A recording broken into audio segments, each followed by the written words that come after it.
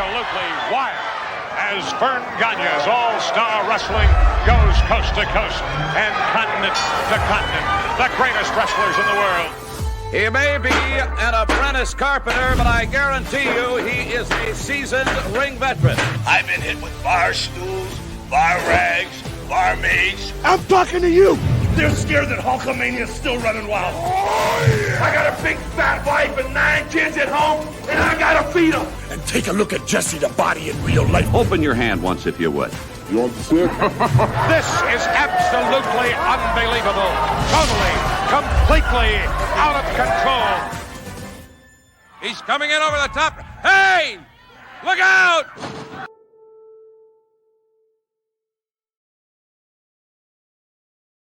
Welcome in to AWA Unleashed. We are the preeminent #1 podcast dedicated to telling the stories and reliving the memories of the American Wrestling Association. My name is Chris Tubbs. You can see it on the screen. This is what I do.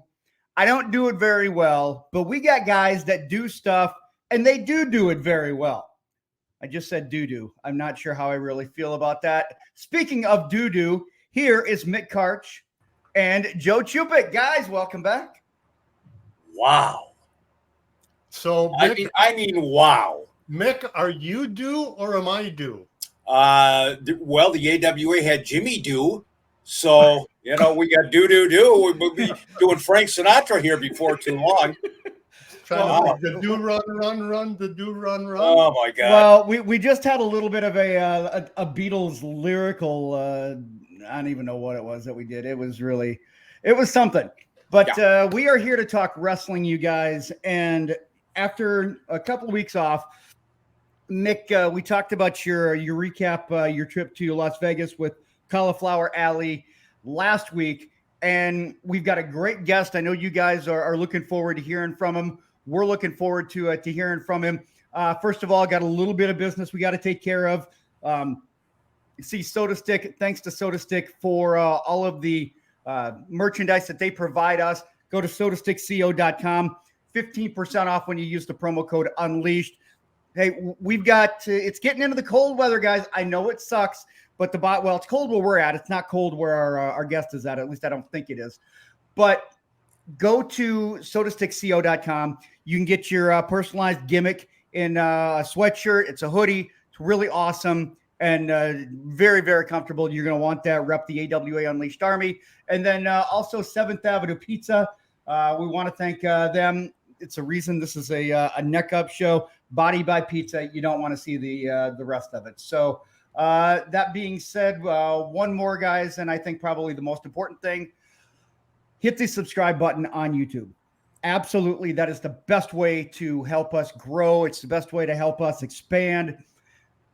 Just hit the subscribe button, leave a comment, leave a review. Just let us know that you're out there in the YouTube world. Also, I mean, if you like it, Spotify, Apple Music or iTunes, whatever they're calling it nowadays. But just help us, help support us by doing that. So there we go. I wanted to run through all of the business here.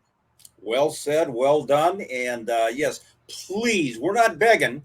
We're begging. Hit the subscribe button. Yeah. Run, don't walk to do it. There you go. And it's, I mean, like I said, Mick and Joe will pay for it. They'll pay for your YouTube subscription. Right? Yeah. I'll use my AWA residuals. I've never heard crickets during the daytime. Isn't that something? Yeah, Cricket, amazing. Cricket. Okay. Yeah. All right, Mick. I'm gonna let you get into our to guest. I'm gonna take a back seat and let's get this thing going because we got a lot of good stuff on today's show. You go back to the 1980s AWA, and it was such a roller coaster ride, Joe. You know it. The start of the 1980s, red hot, tapered off a little bit in the mid 1980s, and then by the end of the decade, yeah. But you talk about the earthquakes that have hit the Bay Area in California. A lot of them registered real high on the Richter scale, but none, and I mean none, registered as big as our guest right now.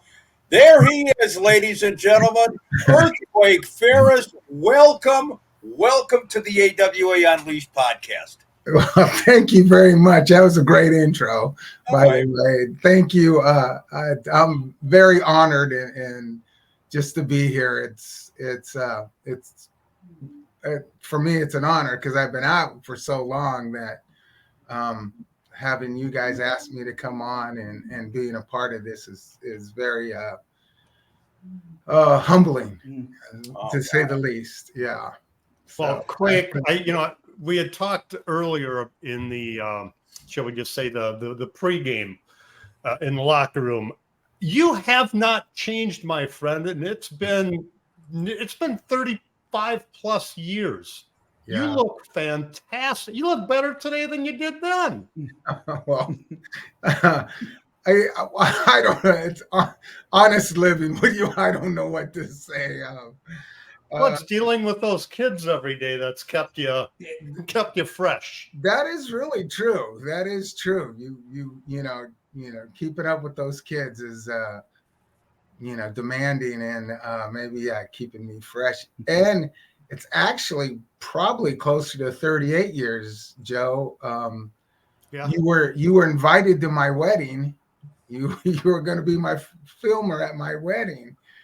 And you flew to California, and we didn't have phones back then, other than hardline phones, so you couldn't communicate with each other too well. And you were supposed to film my wedding, and there was, I think you were at your sister's house or something, and somebody got sick, really sick. And then you had to watch the kids. Wow. It wasn't my sister. It was actually a friend's sister who I'd grown up with in my hometown. And yeah. And I'll be honest, I had completely forgotten about that until you just brought it up. But my God, I feel bad for that. I'm reminded about that every year. Yes, you're holding it over Joe Chupik's head every single year. Oh, I love it. I love it. My wife's not letting me forget. So and all of we those, won't let Joe forget. No, all of those ills fall on Joe Chupik. As my wife says, one thing I was in charge of the wedding. One thing. God, that's where you had one job. That's where that originated. Joe, you had one job. You got one thing. I'm putting this wedding on, and you've got one thing, and it didn't work. I know. Showed. At least I didn't run a belt over with a car. Yeah, that's true. Good point. That's right. Yeah. So let's go ahead and get started with just because I always want to know, like, how do people get involved in the wrestling business? So I mean, being a little bit larger, how do you find your way into the wrestling business? Well, I was a pretty good amateur wrestler, and so I was able to go and wrestling wise, amateur wrestling, and like I said, I was pretty successful doing that. And so then I had a buddy of mine, Jeff Jensen, was a huge wrestling fan and stuff, and so he was able to get a hold of Vern Gagne's camp and sent amateur tape of me wrestling and stuff. And it was just amateur wrestling. There was obviously nothing professional on it. And I think Vern liked the fact that I had an amateur wrestling background. So I was invited to Brad Rangan's camp, and there was a good 30 of us or so that went to the camp, and after long, there wasn't very many left. Vern, I mean, that camp is really there to weed out people more than to make pro wrestlers out of them. So, but because of my wrestling background and my abilities of being able to wrestle and holding my own and stuff like that, I was able to make it through that that camp. And like I said, there wasn't very many people that make it out of that camp, and that's how I got started. And pretty much, they had me travel around in the ring. They drove the ring from town to town, and helped set it up and put it up. And then they bought me a referee's outfit, a shirt, and so they had me doing refereeing. And so I got to learn more of the business by refereeing and stuff. And then they would send me to Canada. Canada did their own TV taping. Back then, you wrestled in Canada. They just showed it in Canada.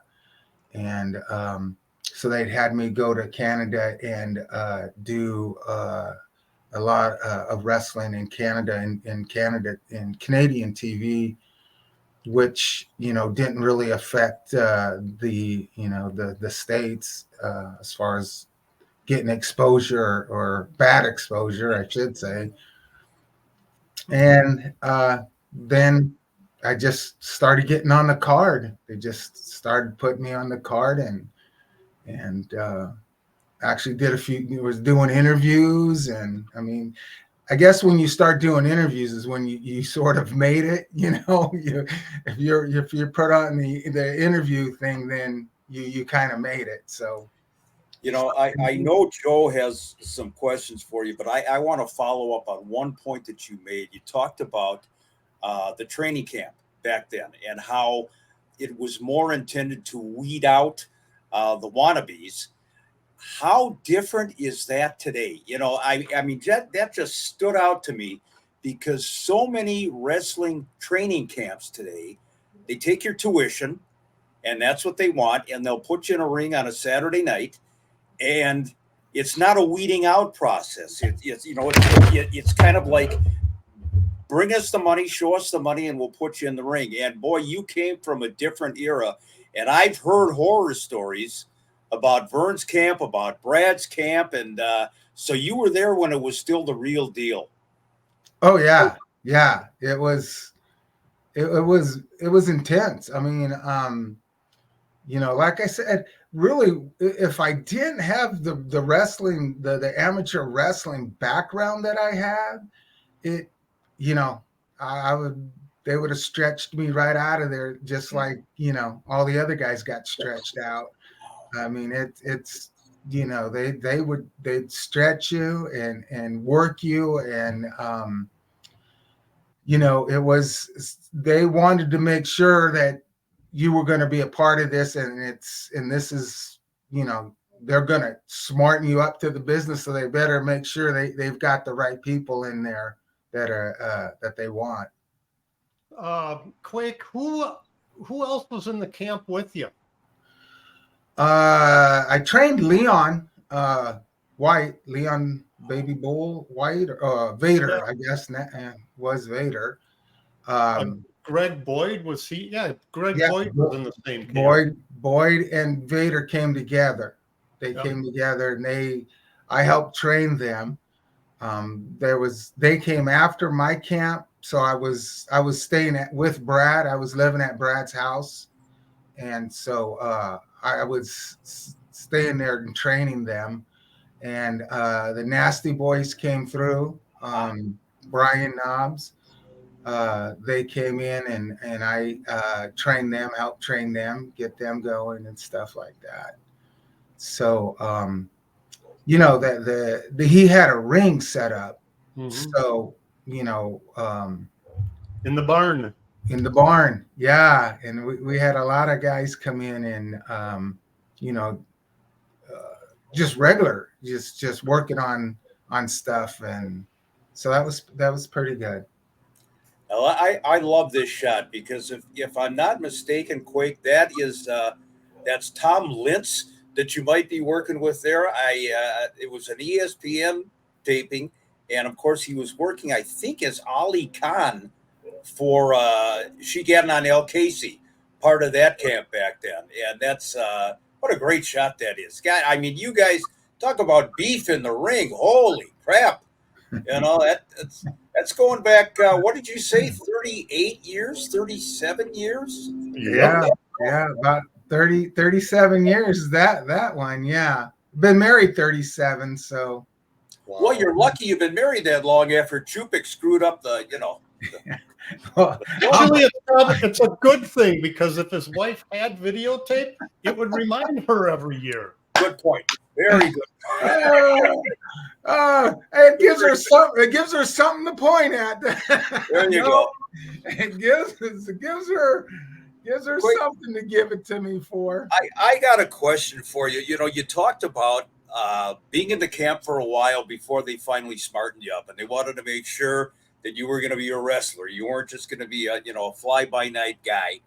When you first started in the business and you started going on the road a little bit, was it the glitz and the glamour that you expected it to be, or was it like a hard dose of reality? Talk about those early days a little bit. Oh no, it was all the glitz of it. The reality hit when I was in Kansas City. That's when the reality hit when I was in that territory. Working for the AWA and going to town and being a celebrity. No, it was all about the glitz. It was fun. I mean, every Monday we were taping or we were doing celebrity events, golf events, celebrity bowling. We did celebrity softball. So that was being a celebrity, and you're working with all these other mostly just Minnesota people, the Twins and Vikings, and you hang out with those guys, and all the house matches and stuff were packed. I mean, there's you go to towns in Wisconsin and they're the gymnasiums are filled, and it's exciting. And no, it wasn't, like I said, it wasn't until Kansas City that reality hit me and knocked me flat. But AWA was at that time was very, glamorous and nice being a celebrity for the AWA. So what you mentioned Kansas City. What happened in Kansas City? What are you referring to for maybe those that aren't familiar? Oh, just, going into the towns, small towns, and, drawing, 75 people, and, and then turn around and go and do that again, and turn around and go do that again. And, you're wrestling, 5-6 times a week in these little gymnasiums and little areas that, it's hard to put your body through stuff like that when, there's more people in the locker room than are watching the show. And, wow, so you get paid by who shows up. So, pretty much you're wrestling for free a lot of the time because there's nobody, was not drawing at all. So, yeah, wow. that's when reality hit. That's, you're living out of a hotel room. You're renting a hotel room for, a month, and you got your, wife in a hotel room, and then you see these other wrestlers who have families, and they're living in a hotel room with their kids in one room, in one bed. So that's reality, Chris. That's Damn. That hits you. I mean, that's when, that part of the business is not good, and it's not glamorous, and that's reality for most of the wrestlers. Who was booking Kansas City when you got shipped to KC? Who was running the territory? Bob Geigel. Ah, Sure. Yeah, Geigel and Bob Brown. Bob Brown. Okay. They shared it. They did it. They were co-bookers or whatever. Geigel had the name, but I think Bob did the Brown did the legwork of it. You know, he'd tell you, the matches and Gotcha. he was the promoter of who's doing the matches and stuff. Okay, got it. So let's get back to the AWA first. How would you describe your relationship with one Mr. Vern Gagne? Our relationship with Vern was okay. Meaning I didn't have much connection with Vern. My connection mostly was with Greg. Greg was, he was my mentor. He was, in my ear. He was the guy I would go to, or he would come to me. And Greg, for me, it was Greg. Greg was the one who, took me under his wings or whatever, and I was dealing with him most of the time, along with Ray Stevens. Ray Stevens was the promoter that would go around with us, and Greg. Hardly, Vern, you'd see Vern at a big show, if you were in Denver or Chicago or definitely Minnesota, Minneapolis. Then Vern, you'd see Vern, and you talk to Vern a little bit, but not a whole lot.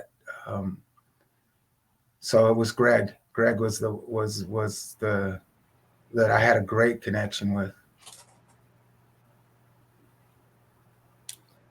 Looking back, when you came on to the AWA, things were still relatively hot. They had Wrestle Rock going, and they had some of the major shows. By the time I got there in '87, things were kind of going over the hill just a little bit. When you started there, did you sense, or was there a sense in the locker room that things were starting to take a downward slide, or was the office pretty much optimistic, kept everybody up, and still the illusion, I guess it was, that they were going to be able to compete with Vince? What was the temperature in the locker room back then? Twofold. When I first got there and started going around and stuff, Jim Brunzell just left. Okay, yeah. And that was a gut punch to everybody because he was Greg's best friend and tag team partner, and and he took off, and that was a gut punch for them for a while. But then they recovered. They got the Midnight Rockers came in, Buddy Rose came in, Road Warriors would come in quite often. Stan Hansen was still, they made him, the champion. And so it was still on a really good high. Jimmy Snuka was there. Sure. Nick Bockwinkel and Larry Zbyszko.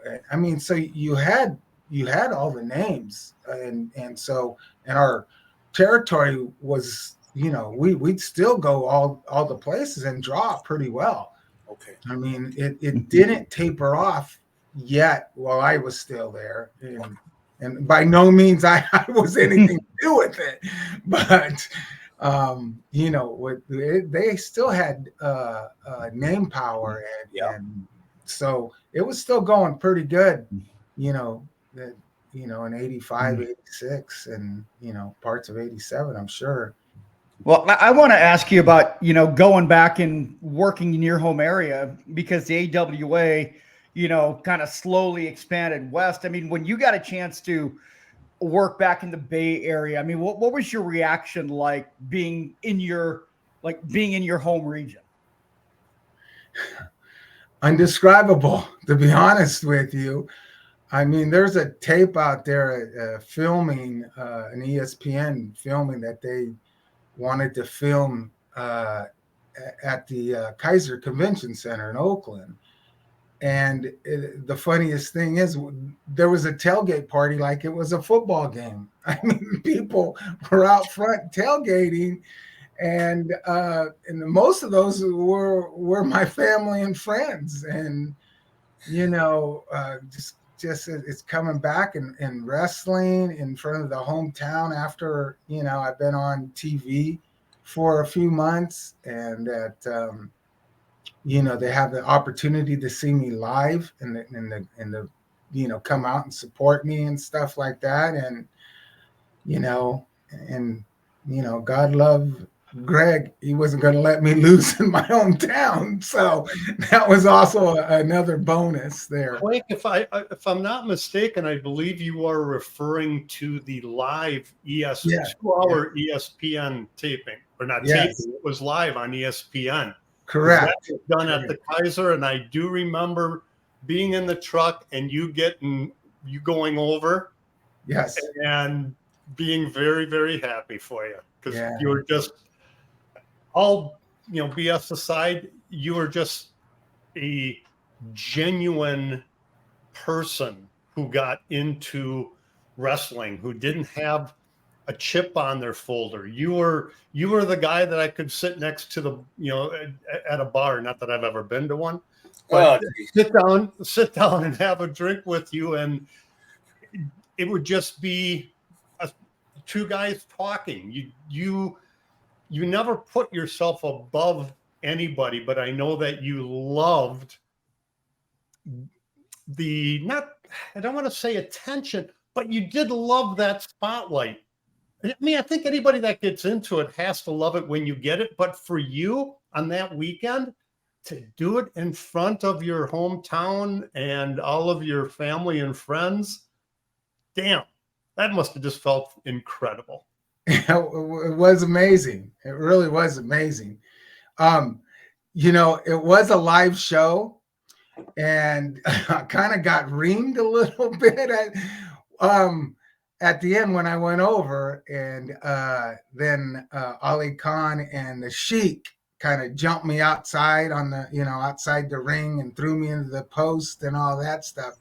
So, you know, I had all my friends, for everybody there. So I was really selling it. You know, I really wanted that sympathy of you know, getting jumped and thrown into the pole and everything like that. So I was kind of selling it, but the problem was I was selling it too long. And it was like I had Ray Stevens come up to me and go, GD, this is live taping, get your ass out of here.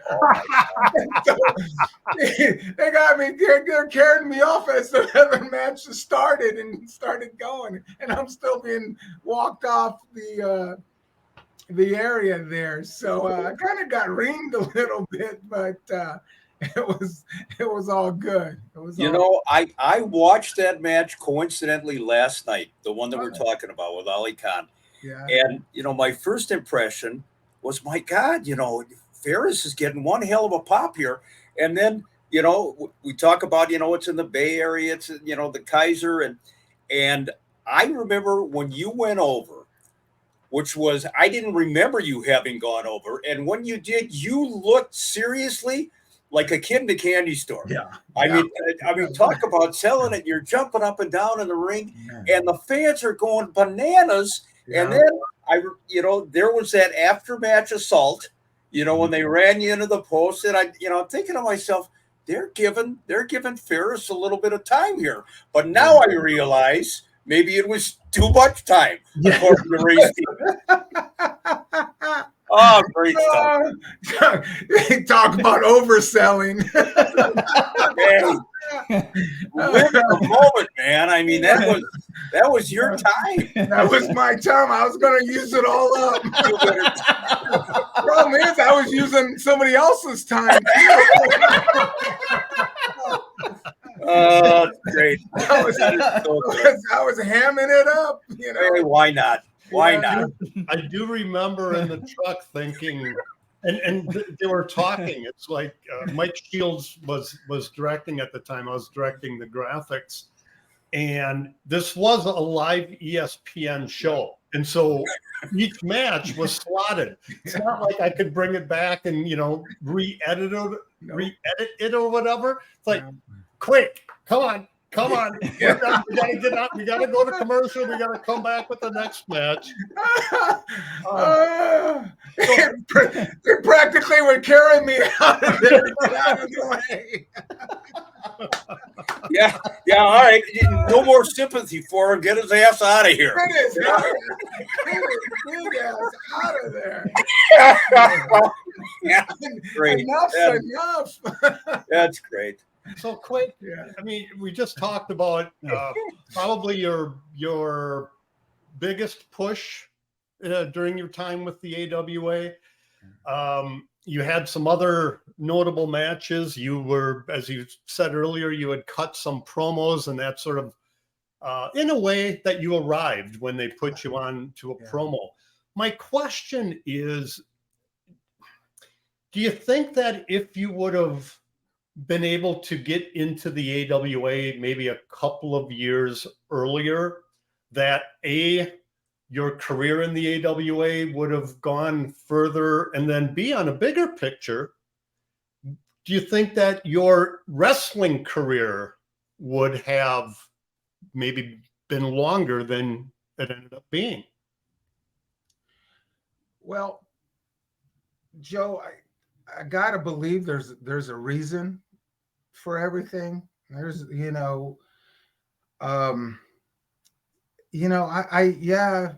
what you said is all true, but I don't think that's what was meant for me.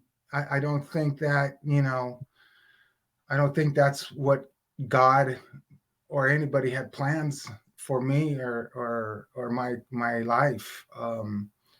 And it certainly wasn't, the lifestyle that I wanted or that I was hoping for. I mean, I've always wanted to have a family. I've always wanted to have kids. I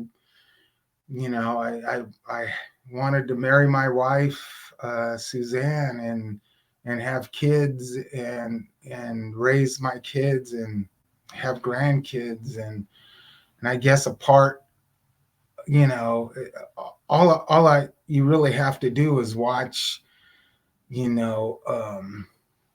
what is that show called Dark Side of the Ring, and you just watch that every week and you understand why maybe it wasn't for me, and maybe that I got out when I got out was a reason for that. And I have to believe that, Joe. I have to believe there was a bigger calling for me than to be put in the wrestling ring. And I wrestled. I did it for 5 years, and I got my name out there and people. So when I did go to high school and teach high school and became a football coach and a high school teacher for 30 something years, people knew me. The kids knew of me and stuff like that. And that is something that I won't ever be ashamed of or have anything. But I think I ran what I had to. My time was run perfectly. I got out when I got out and started my life with my family and kids and now grandkids, and I just retired in June, so I'm a retired now. So hearing you talk about that, Ferris, Mick and Joe, when we were kind of, when they were kind of telling me about you and just kind of like, this is the sort of individual that you are, they just mentioned how compassionate and how caring and just really how you've got a really good perspective on life. And I hear you talk about it that way. And it just, it makes me, it makes me appreciate and respect you as the individual, because you see the big picture. And there are some people that they've got such a tunnel vision that they can't get out of their own way. And I mean, to hear you talk about it like that and say, well, this is what I did, but this isn't necessarily my life. This isn't what's going to define me. There are other things that I want to do. I just got to tell you that everything that Mick and Joe have said, and it's absolutely 100% spot on. Like, to hear you say that, it's something that you don't hear a lot, to have people have that kind of perspective and look back on it and say, like, yeah, that was just a small part, but there were other things that I felt I had to do in my life to serve people. So I commend you for that. Thank you. I appreciate that. You know what's interesting, to follow up on what Chris said here, which is a great point. The business it's an ego-driven business. And, we've had a lot of guests on our show, and they're still out there, guys that probably should have retired 25 years ago, but, can't give it up, don't want to let go or whatever. And to hear you come on and talk about, let's say, life itself, and not just the pro wrestling world, but it amazes me that you were, as a young guy, that you were able to escape getting caught up in that ego-driven business, keep focused on what really matters in life, like you mentioned, your wife and raising a family and what have you. And man, that is so refreshing and so commendable. And I just want to echo what Chris had said. Thank you. If I could add the one thing to that. Your turn to suck up, Joe, because you got more sucking up to do than we do. Yeah, you got right here, Joe. One thing I had to do. I had one thing to do. One thing to do, Joe. Oh, I love it. No, but in all seriousness, to follow up with that, I mean, Quake, we both saw a lot of the extracurricular activities that happened outside of the ring, in locker rooms, traveling on the road, and won't get into specifics on them. But too many got caught up in the party like a rock star lifestyle. And sadly, has taken way too many of the people that we have worked with, taken them way too early. And I've always said, I never worked in professional wrestling. I worked in video production and just happened to have done a lot of professional wrestling. I say that not because that I was ashamed of ever being in the business, but rather to keep myself grounded, because in the 80s, there were times that I did party like a rock star. And I was young, naive, and fortunately was able to escape those very short-term demons. Never able to catch a fish like that, but look at that Photoshop. Isn't that something? But nonetheless, so just to compliment you, Quake. So let's get into the important stuff. Where was this fish caught? This is in the Delta where I live.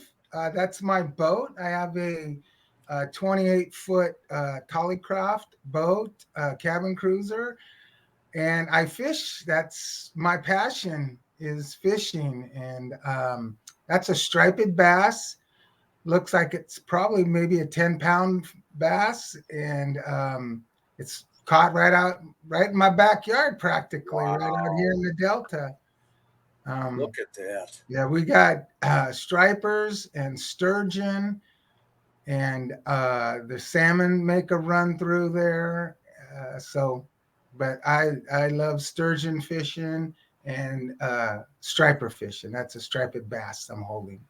Man, you're living the life. That is just so great. Yeah, and you'll have more time now that you just retired. except that my fishing buddies are still teaching. So it's still going to have to be a weekend thing for me. But yeah, and until I get my buddies to retire, then I'll just be the weekends with them again. Well, now you're waiting on your buddies the way Ray Stevens waited on you back at the Kaiser. We're going to kind of take this home for the next several minutes here, because I want to ask you, do a little name association with a handful of the guys that you worked with back in your AWA run specifically. And, we'll just put a picture up of them, and just, initially the first memories, anything that you care to share about them, either from a professional or a personal standpoint. And I think we're going to have some fun with this one. Here's what I wanted to start out with. There's Sags and Knobs, the Nasty Boys. And by the way, just as an aside, I mentioned last week at Cauliflower Alley Club, Brian Knobs might have given the speech of the century just recently. He started out by saying, "I'm higher than a kite right now," and he used an expletive to explain how high he was.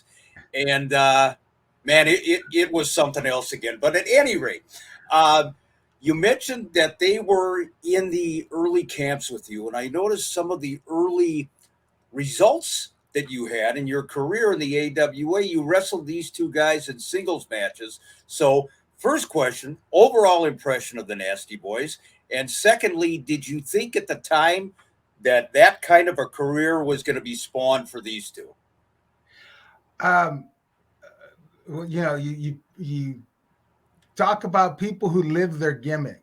I mean, these are two guys from Allentown, Pennsylvania, and they are Allentown, Pennsylvania boys. I mean,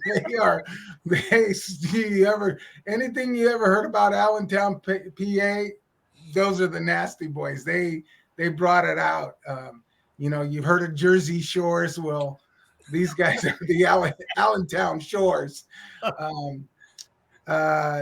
They came together. They came as a tag team. They trained as a tag team. They were given some wrestling experience wrestling me, because I trained them. Sure. So we were able to work out stuff in the barn, as you call it. And so I guess they felt comfortable putting them in with me, because we worked a lot together, training and all that. But that picture popped up, and first thing came to my mind was Allentown, PA. Well, those are the boys. If you ever get an opportunity, and I know it's out there someplace, to hear his speech from Brian Knobs from Cauliflower Alley, and poor Sags, he tried to get a word in every once in a while, and it was just not happening. So amazing stuff, and thank you for that memory. Another guy that we want to talk about right now, who was there at the time that you were, was this man, Jerry Blackwell. We've talked many times about Jerry's transition from a hated heel to a beloved babyface. Talk about Jerry a little bit. Well, at that point in time, Jerry was a babyface when I got there. Yep. Nice man. Was in his car many times. We drove together to places, to different shows and stuff like that. So, he was a good man, a good guy. He always pulled over to the side of the road, made me pull over, and he'd leave a half a bottle of whatever he was drinking on the side of the road. And I was like, why are you leaving a half a bottle on the side of the road? This is about the third or fourth time this has happened in our traveling. He goes, it's for people who need it.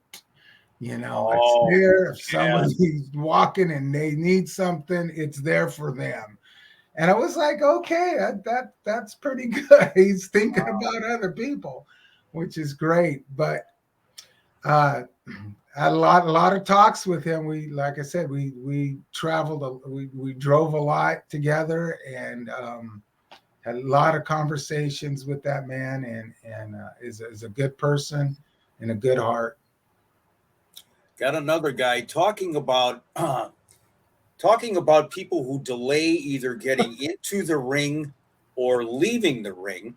Oh, buddy, If we can, get the next photograph up.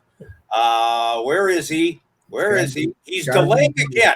Oh, there he is. Oh, Larry. It only made sense to delay the Larry picture. I thought it was going to be Buddy Rose. Oh my God, Buddy, that's another story altogether. Yeah. I got stories.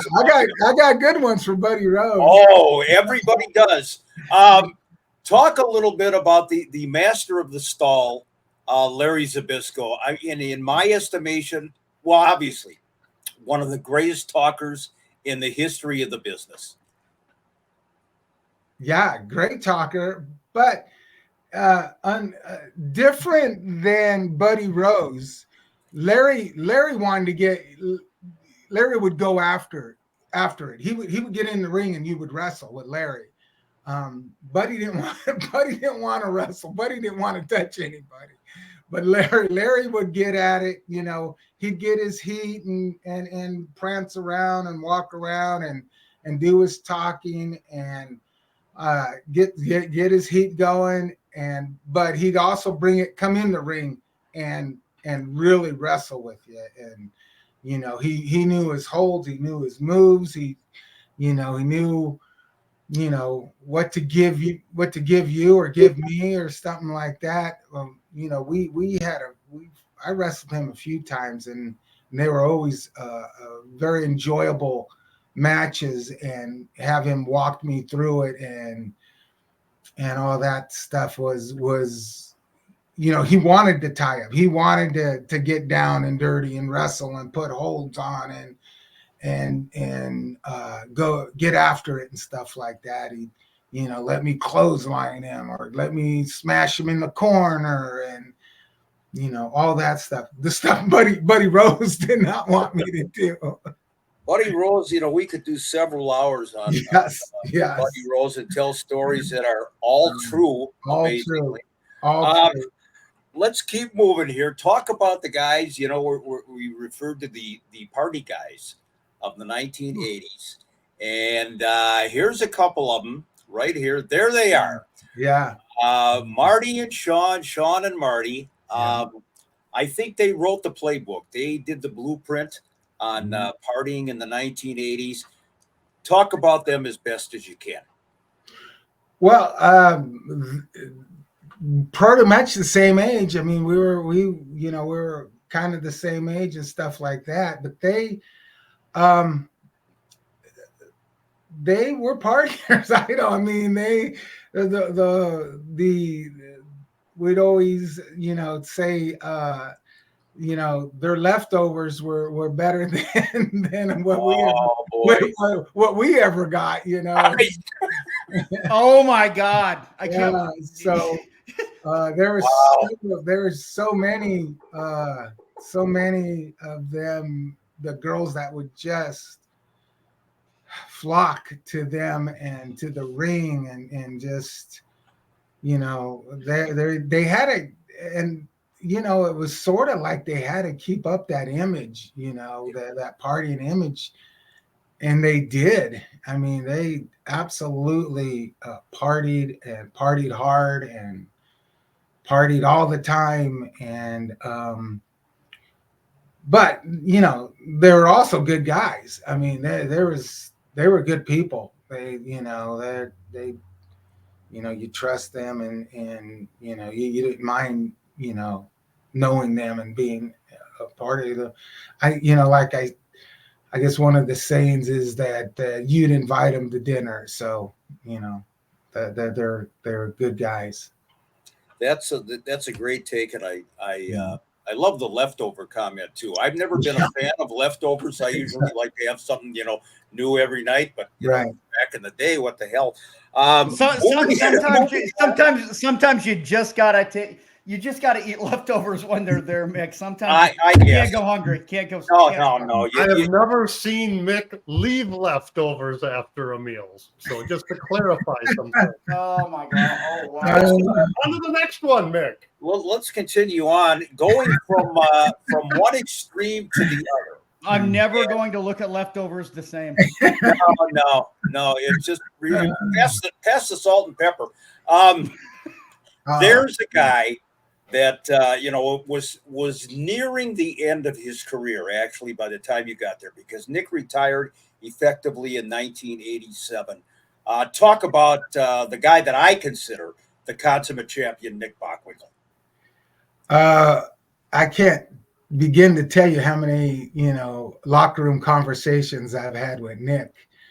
I'd always ask, you'd always ask somebody to go and watch your match, and I'd always ask Nick if he wouldn't mind to go and watch and critique my matches and stuff afterwards. And he would always do that for me.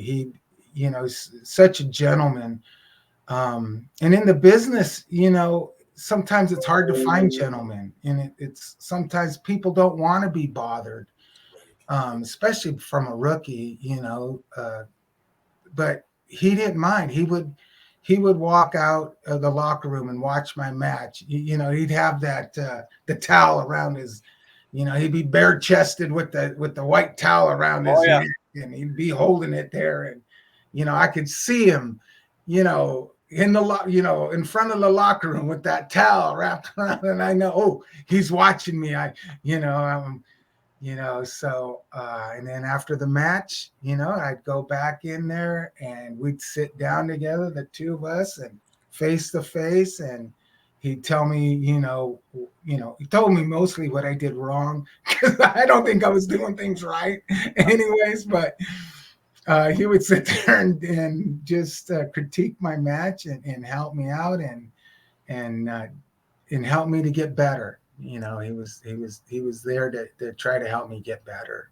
That's just great. And, he was a good man, really was. And obviously, he saw something in you, or he wouldn't have taken the time. And I think that's great. I believe that. Yeah. Let's talk about this guy here, the Mr. Magoo of professional wrestling, who couldn't see a foot in front of him. Swung that cowbell around, damn near killed everybody from ring announcers to popcorn vendors and everything else. The former AWA champion, the only AWA champ in history to mail his belt back to Vern in a little bit worse condition than he got it. But talk about the legend that is Stan Hansen. Actually, again, good things to say about Stan. Stan would when Stan was on TV and he'd wrestle TV promotions, and pretty much is the only time I wrestled. Stan was on TV. I never did a house show with him because he was usually main event. Sure. Anyways, he was never not the main event. But he'd come in, like you said, in the TV tapings, and he would just destroy people. Whoever they had him wrestle against would get destroyed. So here I am, this young buck, whatever, rookie, and I'm shaking in my pants. I mean, I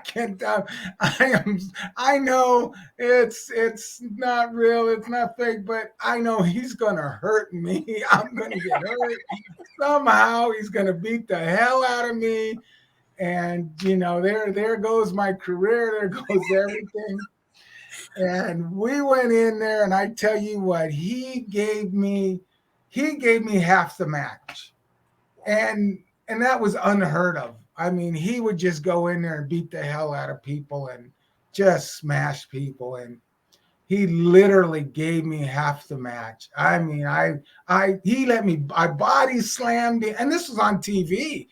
And it was just gave me, like you said, must have saw something in me. I don't know.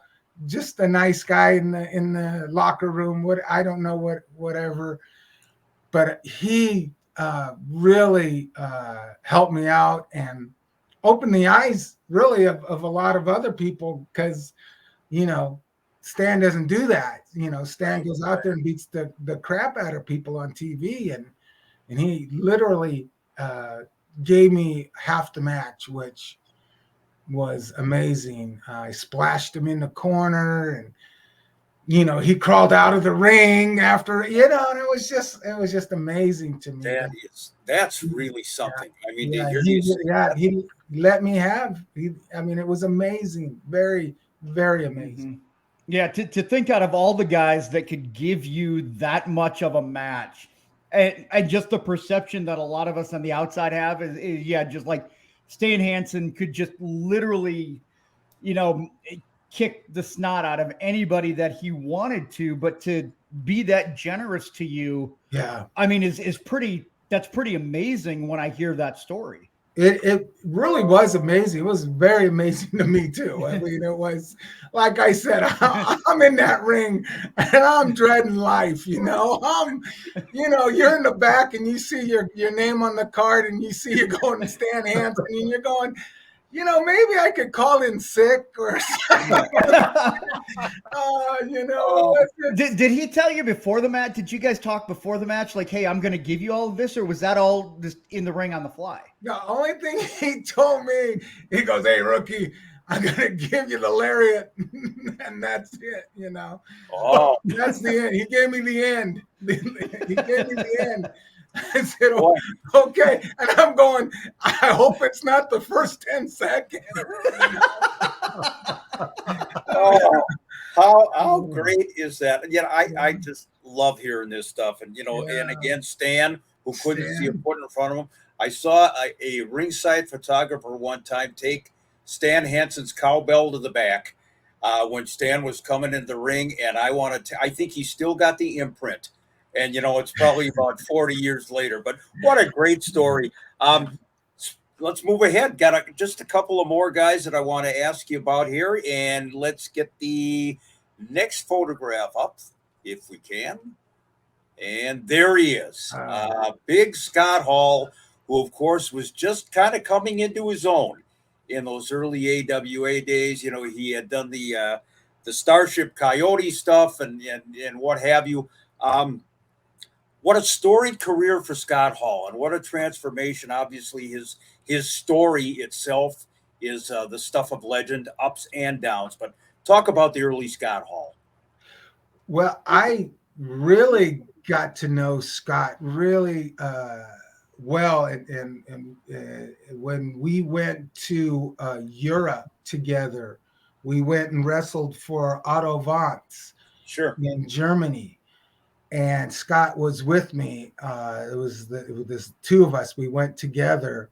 Vern sent us both down, and so we were roommates. We hung out for a couple months together every day, and I got to really know Scott Hall really, really well. And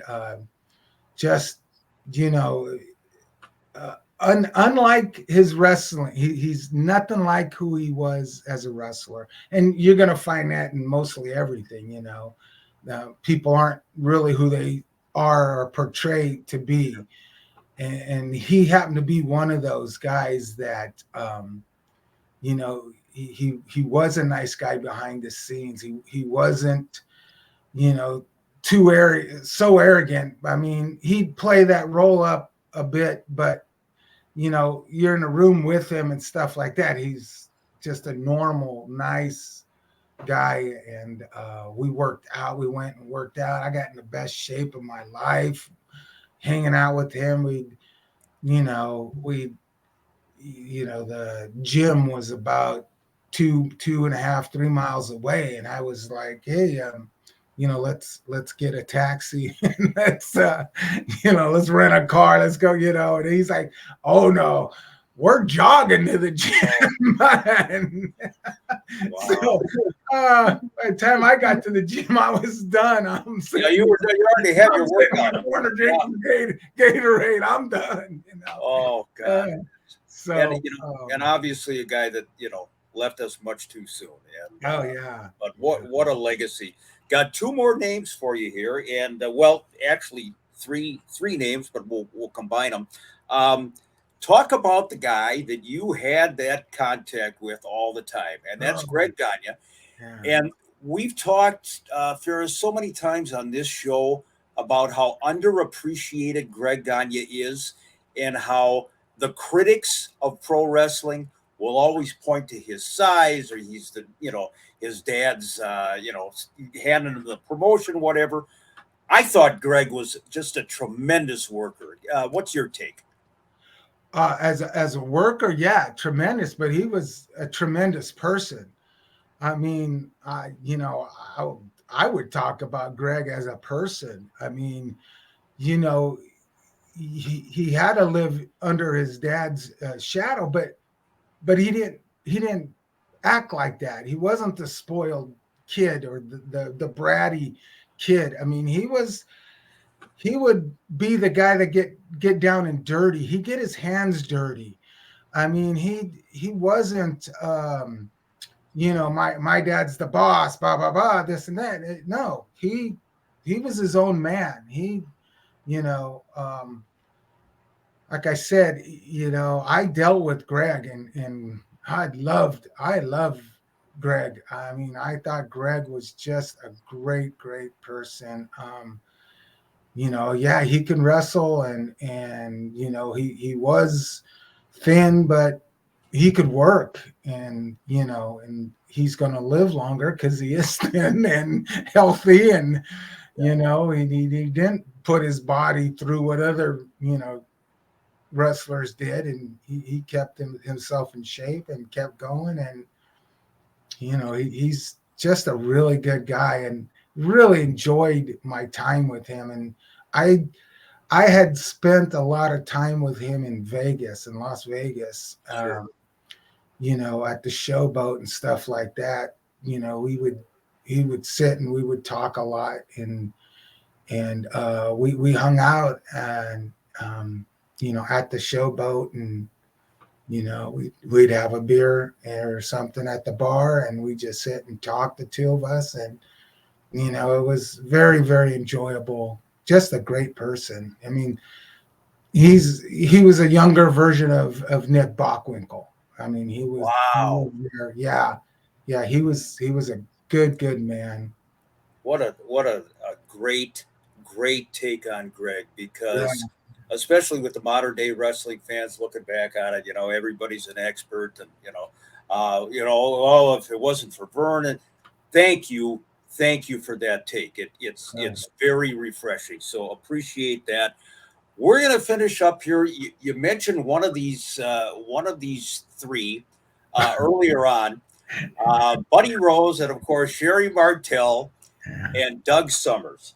Now, as a trio, Doug, of course, was the veteran, been around a long time, as had Buddy, and Sherry, God bless her. Sherry was Sherry. She was tough. She was brilliant. But the guy that we kind of are focusing on here a little bit is my old friend, Buddy Rose. And I knew Buddy before he got into the business. I knew him going back all the way to 1971. Now, he may right here weigh a legit, I don't know, 237, certainly. 217 pounds. Yeah, it's a lean, mean 217. I mean, it sure is. And but the legend of Buddy Rose, and Ferris, the guy outside of the ring. I know the guy outside of the ring. What a character, to say the least. Oh, my absolute favorite person to wrestle. I mean, wrestling Buddy Rose would have been easier than doing this interview. Well, a lot of people have had trouble doing interviews. Yeah, I mean, Buddy Rose. Oh my God, it was like a day off working with Buddy Rose. I mean, first of all, he didn't want to be touched. He might have had autism or something, but he did not want to be touched. I mean, he didn't want any part of hooking up to any type of anything like that. I mean, when it got to the finish, that's the only time our bodies would touch. You know, he was just did not want any of that. And we would go 15, 20 minutes. We would go to 20-minute matches. And, you know, I was a 400-pound man, and I'm doing 20-minute matches. Well, Buddy Rose, I'm working more of a sweat now than I did on a 20-minute match with Buddy Rose. Oh, God, he would work that crowd. He would, you know, we'd go to tie up and he'd stop you, and then he'd do his whole spiel again. And then he'd bring Sherry back into the ring, and Sherry would have to, you know, and it was just, oh my God, it was so amazing. I loved it when my name was on the card with Buddy Rose. It was so refreshing that I knew I was going to have a day off. I'm getting paid and I'm not working today.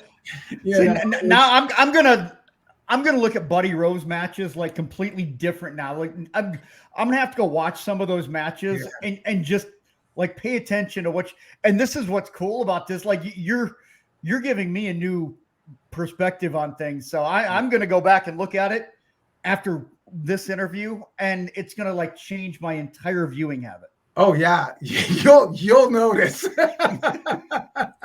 You know, Buddy always, and now I get it. Now I understand what he was talking about, because he would always say that Doug Summers was always the guy that lost the fall. If they were in a 2 out of 3 fall match, Buddy would say, you know, it's on the record. Go take a look at the matches. Now I get it. Yeah, it's all part of that whole pattern. Yeah. That is, God, that is good, man. Oh, that is just great.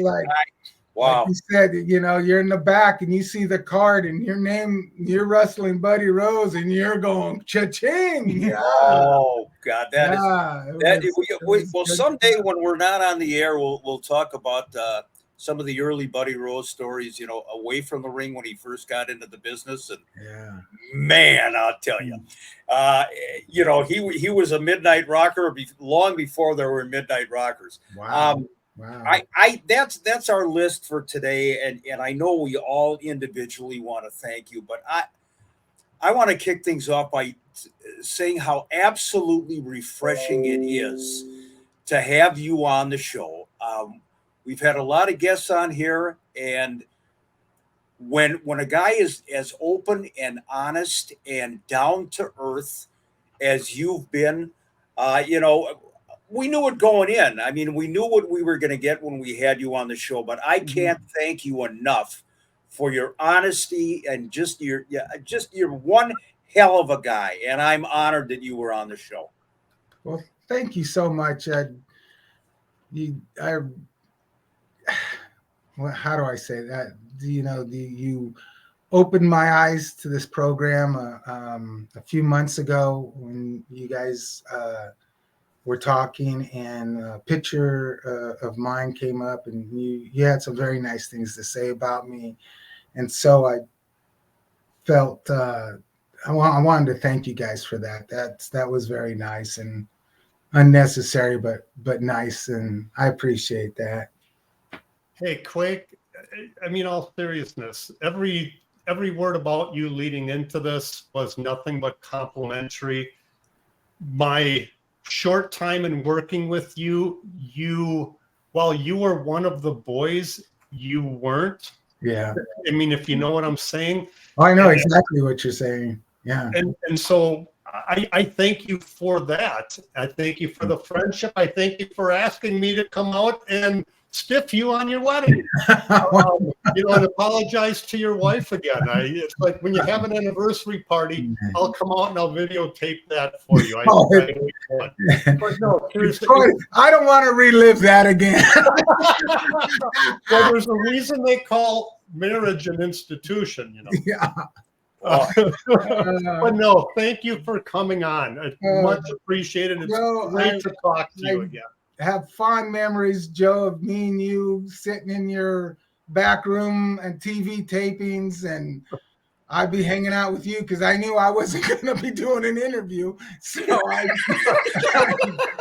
hang out with you in the TV room and the monitors and sit there with you, and watch the monitors and stuff like that. I have fond memories of that, Joe. And it's amazing. It doesn't feel like it was 37, 38 years ago. That's the amazing part. This picture, Chris, can you show the whole picture, or is that all you got? That's what we got. Yeah, Oh, that's what I've got right there. I can make it bigger, but I can't. Yeah, that's about all I can do. You've got my to the left of me. You've got my grandson, who has a shirt like that says "Tremor," and then and then my son, his dad, and it has Aftershock. Oh, That's fantastic. It was the Earthquake, Aftershock, and then the little Tremor. Oh, that's phenomenal. That's awesome. Cool. Yeah. I'm looking for that on your Facebook. Oh, there it is. I see it. That is, I love it. Yeah. That's my son. That's my oldest son. And that's my first grandchild there. Man, what a pleasure to have you on the show. I'm telling you. I mean, this was really... my pleasure, Mick. It was my pleasure, really. I don't know. It's really nice to be recognized a bit about, what I did and part of my career. And so this is very nice. I really appreciate you guys having me on. It was very nice of you. Class act, man. Well, appreciate you, Ferris. Thank you. Yeah. Good luck to you. You enjoy that retirement. Keep photoshopping those fish pictures. And, put the stripe in there in place of the minnow that you actually caught. Yeah. And we're good to go. God bless you, buddy. Thank you so very much. Appreciate it. Thanks, Ferris. You're welcome. Bye-bye.